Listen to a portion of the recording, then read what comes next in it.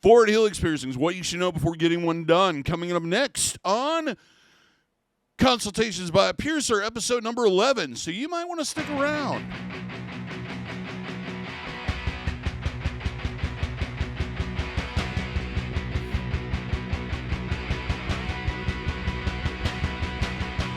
For those that are new here, welcome to the channel, the Body Piercing and Tattooing channel. I hope you're enjoying the videos. Hope you're finding them helpful and useful and all that stuff. But you might not know who I am. My name is DaVo. I'm a professional body piercer and have been since 1994. I own and operate the Axiom Body Piercing Studio located right here in Des Moines, Iowa, inside Skin Kitchen Tattoo. Piercing we're talking about today is on this flap of tissue that's on the front of your ear. It's called the helix tissue, or this ridge area. These are done straight through them.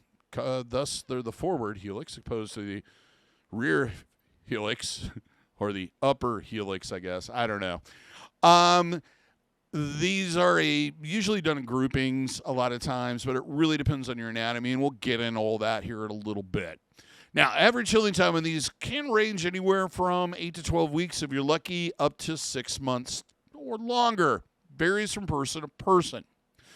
During that time, I'm going to suggest cleaning twice daily using a sterile saline solution. I'd like Nelmed's Piercing Aftercare. However, you can find other brands of saline. People always ask what to look for. Here's what we want to look for. First off, it should say sterile on the can.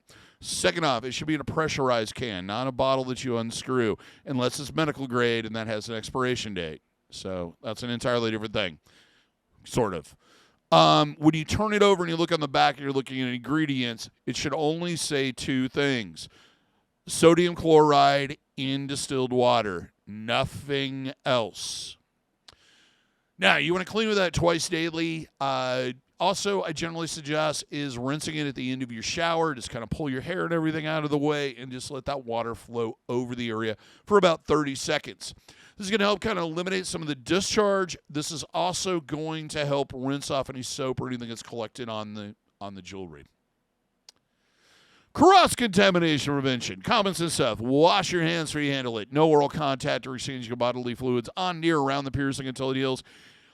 Keep your environment clean. That's including clothing, bedding, towels. Anything that comes in contact with this piercing needs to be changed and cleaned on a regular basis. I don't know why I like doing this. Do not submerge piercing in bodies of water you cannot control the quality of, which is everything but your own clean bathtub. That means no swimming until it is healed. I know there's a lot of mixed ideas on this and so forth, but the reality is there is no body of water that you're going to be able to find that isn't full of microorganisms or chemicals that are going to cause issues, possibly, including the ocean. It's not the same thing as saline. A lot more salt in the ocean than there is in saline. Keep those pets away from it. Don't let them sleep in the bed with you. It's mostly small animals that are attracted to shiny objects that like to sleep up by your face. Avoid contact with unclean objects, telephones, headphones, sunglasses, anything that comes in contact with that area or the area around it. Always kind of picture roughly about an inch from each piercing, go an inch outward. Anything that comes in contact with that area needs to be cleaned and disinfected on a regular basis.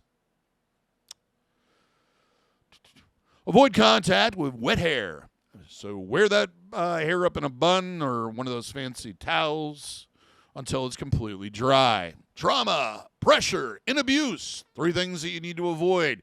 Do not sleep on the piercing. Make sure you're sleeping on your side, other side, or your back.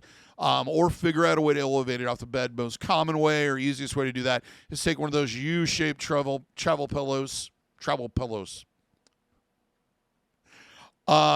And put a clean sock on it, and then sleeve your ear in the center of that hole. Some people use donut pillows too, hemorrhoid pillows, that sort of thing. The biggest thing is you don't want to have that constant movement pressure that you have when you're sleeping on that piercing, moving that jewelry, bending it, and doing everything else. All those things lead to problems. Avoid tight-fitting objects. Things like, earmuffs, over-the-ear headphones, helmets, anything that's going to put a lot of pressure or hurts to put on. You shouldn't do it until after the piercing is completely healed. Glasses really can sometimes affect it depending on where they're positioned, where the positioning of the piercing is. Also, if you wear masks or, for work or because there's a global pandemic, make sure that when you take them off, it's not hooking on it. These aren't affected as much as, let's say, an upper ear cartilage would be or helix piercing where there's a lot more contact with it. But if you notice discomfort or it seems like it's always getting caught on it, try some other alternatives, including the ear savers in the back or maybe the type of mask that doesn't wrap around your ears, the one that has just one loop. Now, the second thing we get to talk about with hair is because of the location and because everybody grows out these female sideburn area or sideburns, and it's usually this kind of more curly, kind of crazy hair. People refer to it as angel hair or whatever. They tend to wrap their way around that jewelry. Then you go to brush and you'll yank it out or you'll catch it. So be very cautious. Make sure that there's nothing wrapped around. None of the hairs have worked their way into the piercing area or around the jewelry. Also, make your beautician fully aware that you have a healing piercing and to please stay away from it. Now, the type of jewelry we use on this is generally, I like flat back low brace studs. They're probably the easiest for this one because you don't really have a lot of room behind there. Threadless or threaded. Threadless is my preference, but that kind of changes from piercer to piercer. Threaded jewelry is perfectly fine. The only difference is you got to check the balls on a regular basis or ends and make sure that they're on there tight. When it's pierced, the jewelry is going to be oversized. It will need to be downsized fairly quickly, and we'll get into that a little bit later on. Pain. This piercing can be a little bit on the painful side, and partly because we're working in this very tight area. Sometimes the only way it can be done is to do a two-push piercing, where it's one to correct the position and then a second one to finish it into a needle receiving tube, and then the jewelry is pushed in from the back, so there's a lot of flexing and moving around and working in that tight area. That can be very uncomfortable. Immediately afterwards, you'll have a little bit of throbbing, aching, heat usually that lasts a few minutes, and then it's going to be very tender to the touch. You're definitely going to want to avoid it, and it's kind of a way of you learning to avoid the area. Now, downsizing. The post is going to need to be downsized anywhere from 4 to 6 weeks. The reason why we don't want you to leave that longer post in is because it's more likely to get caught on things, and just basically because it's not going to sit perfectly. Sometimes if it's sitting at an angle or a side or what have you, it'll cause the piercing to migrate out of the original placement that we had for it in angle. So it's a good idea to downsize, go to your piercer, let them do it. They have the proper tools to do it correctly. The other thing is when we talk about this, or when I talk about this with clients, is most commonly on this piercing, you do them, you get done, the person looks in the mirror and they go, oh, yeah, they're cool, I guess, because of these long posts. Well, it's going to swell, and we'd much rather have it too long than too small. Having that too small and having that piercing impact can be a very painful an ugly process to go through. The other reason why you want to downsize is to eliminate movement, which will eliminate the possibility of bumps or other problems. Now, as far as anatomy on this, it needs to be flat as possible so the angle can be done properly. The other thing you need to consider is what room is behind it. If you put your index finger in there, you'll notice it's kind of a tight spot. There has to be room in there for that jewelry to sit. If there isn't, that could be an issue. Also, keep in mind that that area kind of swoops outwards the further you go up, and that can dictate how many of them can be done. I know everybody wants the triple forward helix, but the reality is that most people don't have the anatomy for one. You get up into this far area in the jewelry, the anatomy dictates what angle it's at, so it takes that jewelry a little bit out of alignment. If that's okay with you and you're fine with that look, that might work, but for most people, no, it doesn't work.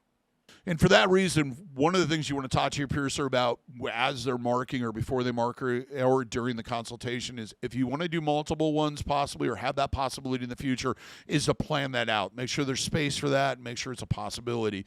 Don't go in there and get one done and then find out 6 months or later, once that's healed, that you want to add another one and there just isn't the space or area to do it. Now, some things to consider. First off, if you're going on vacation or you swim a lot, you might want to consider waiting or postponing this piercing until you're at home and no longer on vacation or not swimming. Vacations can be stressful. Vacations can also involve being in environments that you cannot control, so it makes it very difficult. Plus, the other thing is everybody goes on vacation. They generally, at some point, involve swimming. So wait until you get back. You're just going to have a better experience. Swimming, it's usually best to wait until the season's over or when you're taking a break from it to get this done. If you're involved in any type of organized sports, gymnastics, dance, anything that involves a dress code of any type, if you wear a uniform, it's probably going to be an issue. You want to talk to the person in charge and ask them whether or not it's going to be okay for you to have this piercing. You do not want to go through the process of trying to hide the jewelry or hide the piercing, or a worst case scenario, removing and putting it back in all the time. This is a piercing where it's not easy to change the jewelry on your own. Even, taking it out 6 months or a year after it's healed is going to be difficult, and putting it back in is not going to be fun. So if you're involved in any of those type of activities that may require that, I really suggest that you possibly postpone it until you're not involved with it anymore, or definitely check to make sure it's not an issue. Last couple things. First off, sleeping and isolating. I don't know how to put it more plainly than how important it is during the healing process. Be careful when you're having any contact with the area. You don't really realize how much you touch areas of your body or how much contact they have until you have a piercing there that's sore. Now, just because it's no longer sore doesn't mean that contact is still not going to cause issues. Always isolate. Always avoid sleeping on it. Lastly, placement of that particular piercing, I kind of touched on this, especially with groupings, is going to dictate what type of jewelry you can wear in it. If you have some kind of goal or something that you really like, part of your vision, larger pieces, what have you, talk to your piercer at the time of the piercing so they can make adjustments so that jewelry would sit comfortably there. And that's all I have to say about that today. If you liked the video, found it helpful, found it useful, please share with other people. Also give us a thumbs up. Let us know that you liked it, because we like it when you like it. If you'd like to see more of it, please subscribe, hit that notification bell so that you're notified every single time we post something. And if you have anything to add or you have a question, please leave a comment. If you like merch, you like swag, you like t-shirts, check out our merch store. Link is in the description. Till next time, here's hoping all your piercings heal with ease and without a single issue. And if you're in the Des Moines, Iowa area, I hope to see your body piercing needs in the future. Have a good day, everybody. Take care. Check out some of these other videos.